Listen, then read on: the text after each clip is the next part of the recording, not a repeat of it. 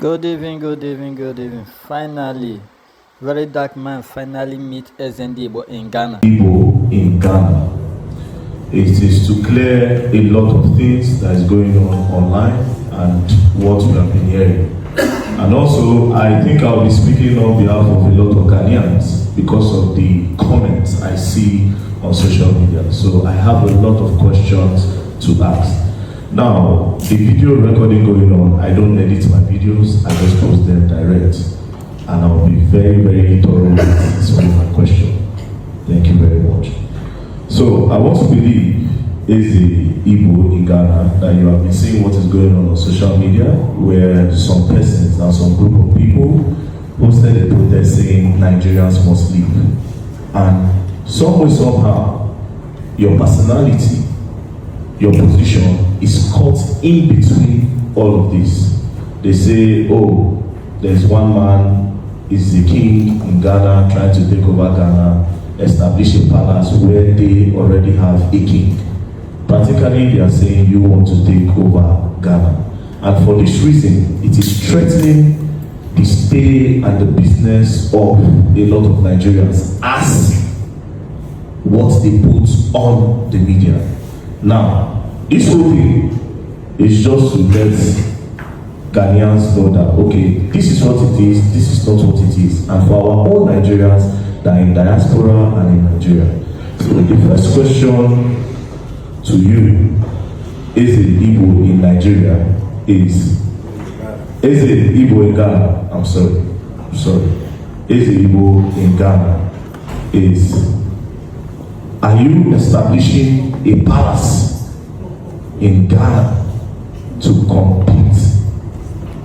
Or what is your position in Ghana? Let's know your position in Ghana first of all. Thank you very much. Yeah, very dark man, you're welcome. By the special grace of God, I was chosen by the Igbo community in Ghana to be the EZE IGBO Ghana.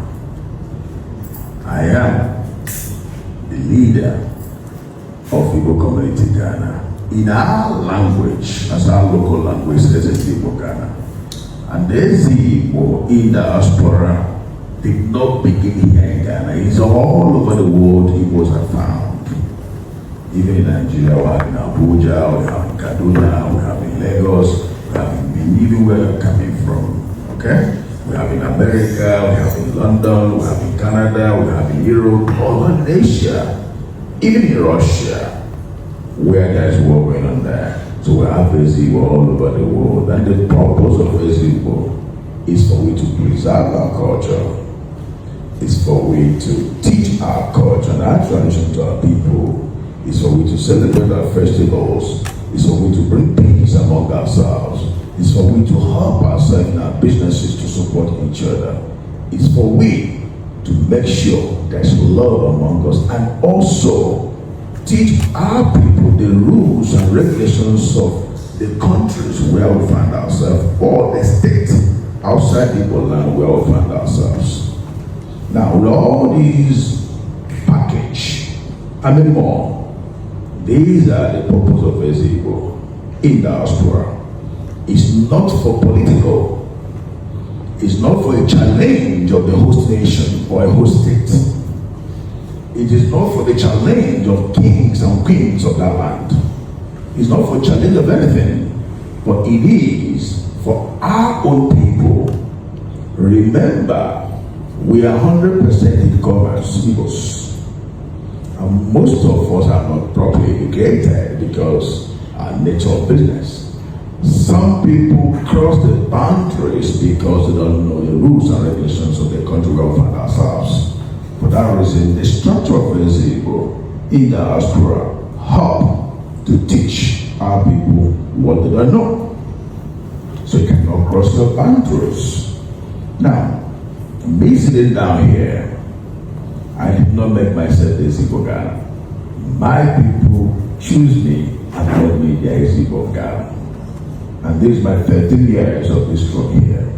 13 years of hard work, 13 years of struggling, 13 years of peacemaking, 13 years of promotion, and 13 years of bringing the two nations together in terms of culture and tradition. So, sitting down here is not by my power, but the power of the people, but ordained by God. Now, going to your question, my purpose here is not a purpose to challenge the traditional authority of the nation. And I have never, or we have never, the Igbos in Ghana, ever think or had a thought of building a kingdom in Ghana. Nothing like that. We've never had this thought before. We've never even think about it. We've never even acquired any piece of land for kingdom. What we did was exactly what's happening now in Ghana. You were in the market yesterday. I want to help you so that your questions will be brief for you. That's why I'm giving you a nice structure. You were in the market yesterday. Based on Nigerian shops that were locked in the market. This is exactly what happened in 2013. When President Mahama, a competent president here in Africa and around the world, came into office newly as elected president after the death of his boss, Makamels. That same year of 2013, there was a massive force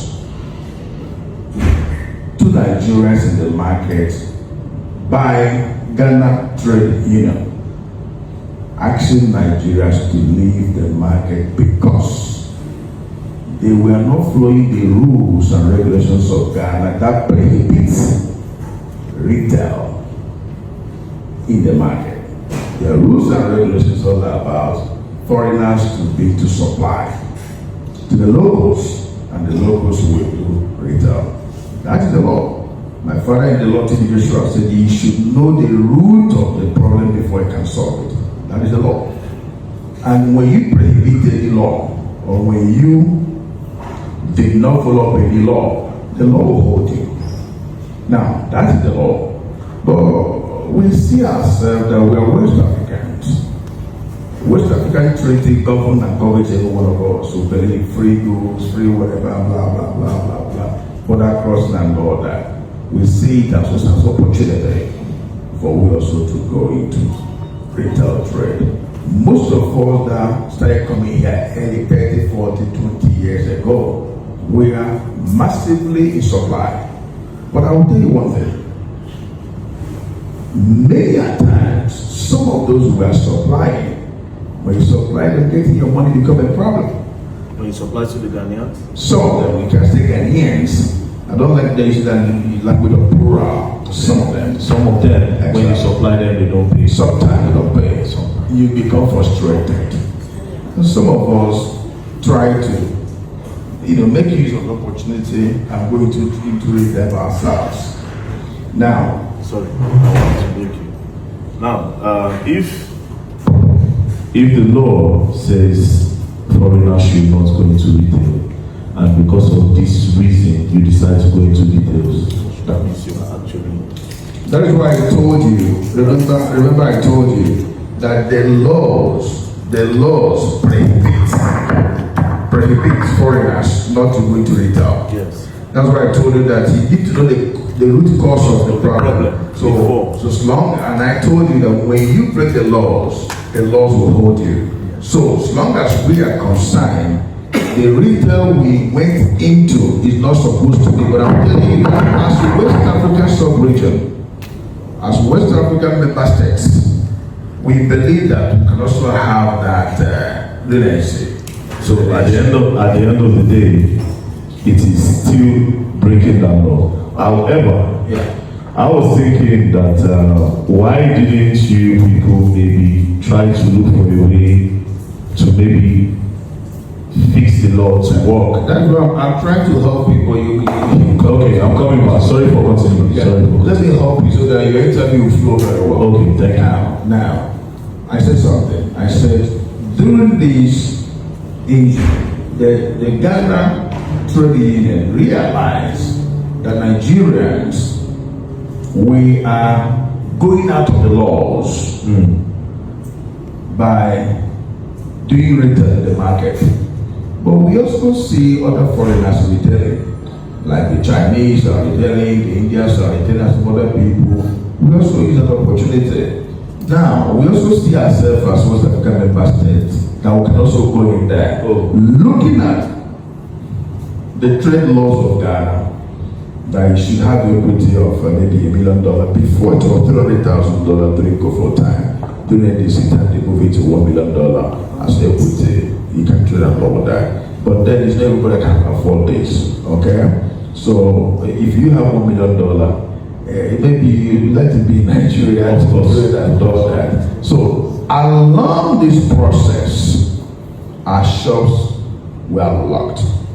That's 2013. Just your shops or other people that also... These are Nigerians. Just Nigerians. Because you mentioned that other nationalities like the Chinese were just also... Nigerians. Okay. Only Nigerians. 2013. It was massive. You can go to internet and check it. So along this period, myself and some of our elders, we engaged meetings, several meetings, with the Minister for Trade and Industry then. In and out meeting. In one of the meetings, some of the executives advised us, EZE IGBO, take your people, you guys should go and build a mall so that you will move out of the local market and do your trade business in the mall. He made a reference of Accra Mall. Foreigners are there retailing because it's a mall. Because the trade law is talking about local market. But it did not prohibit you not to be in a mall. Then we sat down. What do we do? Then that is how we started thinking, which area can we acquire land for more? Then that is how we thought about Aflawo Road. That's the road we come from. The ECOWAS Road, that's the road you can go home from Ghana to Aflawo. That's go and all that. We think about that way. And there is this village called Odningo. From our NGO far back 2007, 2008, we built a school for that village. The king is a friend to us. So we went to him to tell him our vision. Her Majesty, we want to get a land for Igbo Mall. And he has been telling us to come and buy land for development and all that. Now opportunity has come. The last we were there is 2007, 2008, after we finished the school. Now 2013, many years ago after that. Then conversation gives birth to ideas. We're discussing about the land, for we to purchase land for more. And that discussion, what ran into our mind is if we build more along this road, the distance of the town is so much, we might not be able to have that patronage. Let's do it like Chinese town. Let's do it like a community.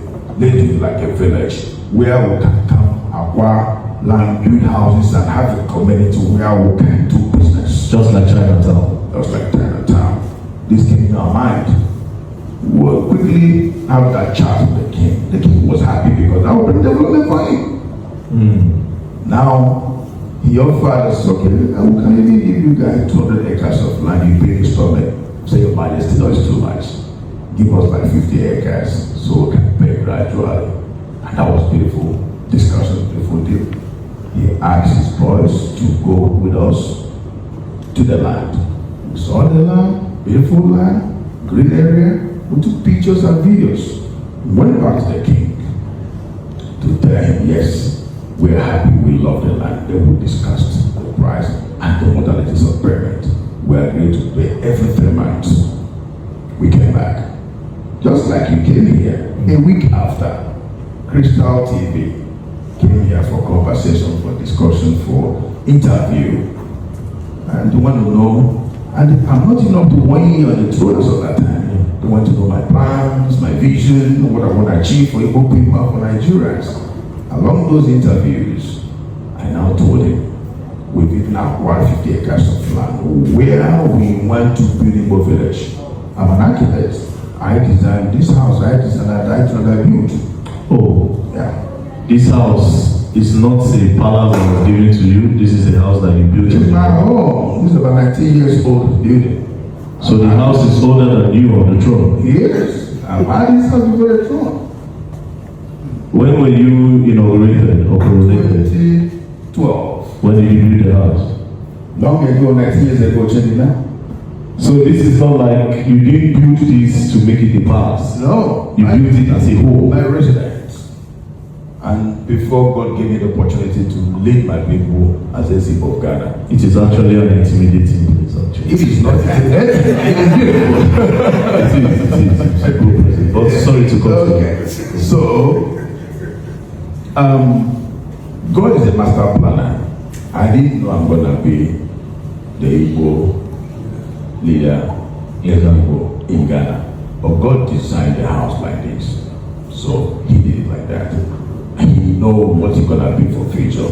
I've never dreamed, I've never thought of being a king or being a chief. I mean being a EZE or being a leader or whatever. All I know, I am a successful businessman to the glory of God. Thank God for that. Now along this process, they came for interview and they want to know my plans and my visions, and I told them, I said, look, we have acquired 50 acres of land where we want to build Igbo village. The definition of village and kingdom is different. Yes, Google it, check it. Different meanings of kingdom and village. Now, this was 12 years ago, the interview. If you look at my physical appearance now and the physical appearance of that video, you can see how young I was then. 12 years ago video. Now, 3 months after, the elders and I went back to the king to pay for the land. The king told us, Igwe, hold your money. There is litigation over the land. Hold on. When we finish the litigation, you guys can come to pay. We keep going there throughout 2013. At the same time, we are solving the problem with the Guta. Through this office of my elders, we were able to assemble the Guta president and all his executives around the entire region of Ghana. We held meeting with them in the office in Accra, and we were able to have, a pathway.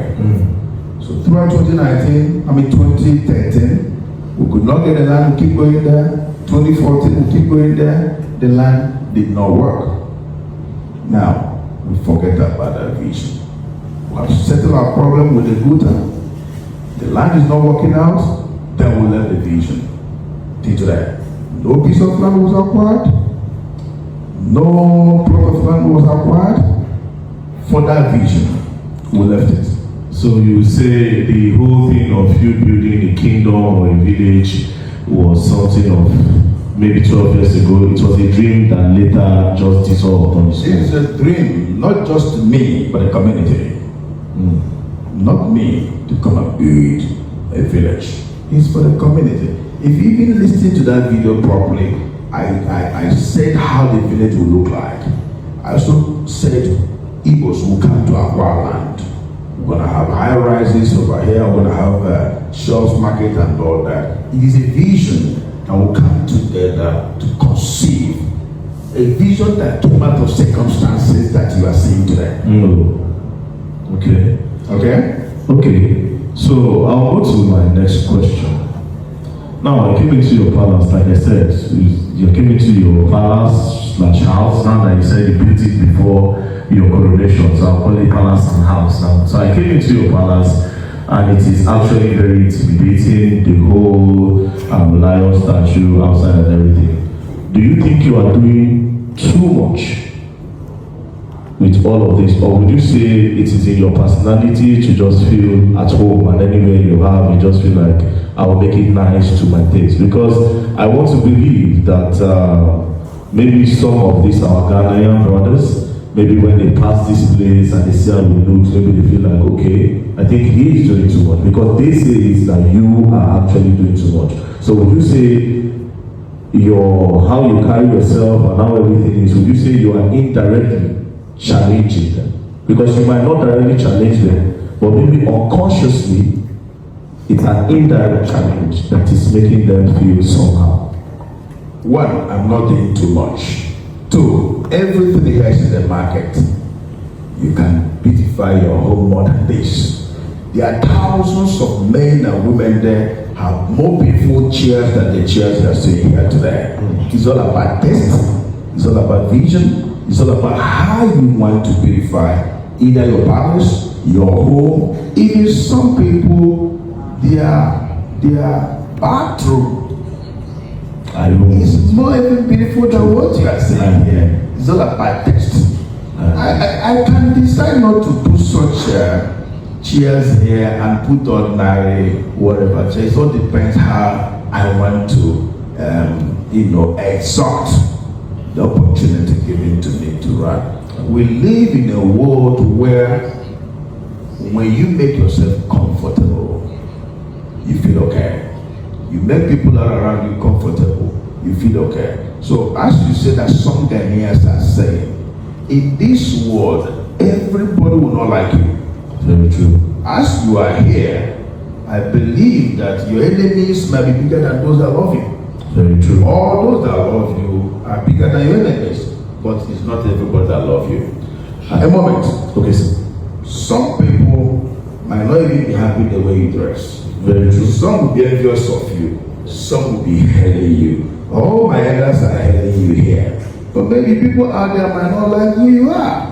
So as long as these ethnic things are concerned here, it's not everybody will be happy for it. But those that have a positive mind, those that love good things, those that love you will also love it. Some people will even look at it and they want to do exactly what you do. That is why there are some people who call them mentor from afar. People mentor people from afar. Very true. Some people will look at it and say, I want my home to be like this. The same way I see this in some people, to other people place, I want to have a replicant of that. So to me, when you see people getting angry over it, or getting envious over it, or agitated over it, is a normal thing. Everybody must not love you. Everybody with different interests. The way you dress is your interest, so God. True. Maybe like this, you enter plane for 10 hours. Even code will tear you. True. But it's your interest. True. The way I dress is my interest. So if somebody is envious of me, it's that person's interest. Mm-hmm. If somebody is happy with me, it's his interest. True. That is why when you come into political party, people have different political party. It's all about what? Interest. So those that are against the edifice, the setting, my presentation or my appearance, those that are against it, they don't love me. They don't like me. They don't like it. They have their own interest. Those that also admire it is their own interest. It means they love you. So you cannot please everybody. Please some people and some people go their way. So I want you and the audience to understand this. I'm not doing too much. Okay, that brings us to the next question. Do you have a relationship with the Ghanaian king that they are saying you are challenging? Do you have a relationship with the king? No king ever in Ghana that have ever tell me that I'm challenging them. They rather communicate with me. I communicate with me. They invite me in their various programs, and also we invite them in our various programs. These are our lords. They are the owners of the land. We are under the authority. We are under the unction. We are in their land. You cannot exceed what you're supposed to do in someone's land. So no king ever in Ghana has ever come up to say, you are challenging, that I'm challenging you, or you're going more than nowhere. Okay, so I have maybe 3 more questions before this goes on. Yesterday when I was doing the interview in the market, some of them, I asked them about your existence as a king of Igbos in Ghana. Some of them said, we don't know him. He's not my king. I don't know him. So if you are the king of the Igbos in Ghana, and some Igbos are saying, man, we don't know that man, we don't recognize it. Not just that. In the comment section, you know, this is the social media era. We see people in Nigeria saying they cannot have a king, an Igbo king in Ghana, when there is a king in Nigeria. That it does not work like that. You understand? So why are these people saying this? And in the other hand, you are saying you are the king of the Igbos, but the Igbos in Ghana, they are not in uniform in accepting you. Before I give you answer to that, Yes, sir. king is English language. Yes, sir. Am I performing English culture? No. I'm performing what? Igbo culture. So do you expect my name to be English name? No. I'm the EZE IGBO of Ghana. Not a king. You EZE IGBO of Ghana. The Constitution of Ghana prohibits that name king. The Constitution of Ghana, they work with what they call chiefs, and they have levels of their chieftaincy. They have divisional chief, paramount chief, and all that. And remember, we live in their land. As long as their land prohibits that name king, it is EZE IGBO I am. It depends on what you want to call it in English. You can say Igbo, you can say king, you can say chief, you can say leader, but it's EZE IGBO of Ghana that I am. Let me just say, you are from Benin, right? Edo State, sir. Edo State. If a Ghanaian king today come to Edo State and they mention his name in their local name, and somebody want to interpret who that king is, what would they call him? They'll call him the king of Ghana. Or Because they want your people to understand the meaning of that Ghana language. Or to understand the meaning of that French language. Yes. So it's by trying to interpret what it is when we go to functions and people want to know what the meaning of EZE. That is how I can see people say king, people say majesty, people say this and all that. Just like when my father died, some Ghanaian kings traveled with me to Nigeria 2015. And when we got there, when their name is mentioned, me, this, that, people want to know what the nigga said. Is the EZE of the Ghanaians over there. In my local language, it's EZE. Maybe most of them they are not understanding English. I said, I call it EZE. But it's a Ghanaian king, right? Or I can say king for the understanding of those Ghanaians. So when people say king or no king, in all my documents, a certificate given to me by Igbo people is written as a name of Ghana. A document given to me by the Ghanaian council here, it says a name of Ghana, not king. not king. Okay. In my documents, even in the gazette of my name after my coronation, because I have to gazette my name has changed or have added more to my name. As a name of Ghana, it's a house Rube. It's not an English name. It's my local name because what my people gave me the power to project is our culture. So that name must be the culture. Let's, for instance, maybe Benin people, maybe they have the structure to have their own traditional leader abroad. Will he answer English name? No. He will answer the Benin. God bless. So clap for me first. Okay, so that's it. Now, going to your question. Yes. You say some people told you they don't have a king. Yes. That's why I told you everybody must not like you. If you want, that's why I also give you some little reference about politics. 3, 4, 5 political parties will come up to contest the election. One person win. The other 3 political parties will not believe him as their president. They will tell you in 4 years' time they will come in power. Don't worry, in 4 years' time we'll vote him out. So I was not the only one that came out of the throne. I came first. And another Igbo elder also came to drag the throne with me. After 2 years I've existed, the Igbo community has said, you know what? We don't want to continue having issues. Say, Igwe, we will conduct election between myself and the other man. 2014, after 2 years of resistance, some of our followers self-used and said, no,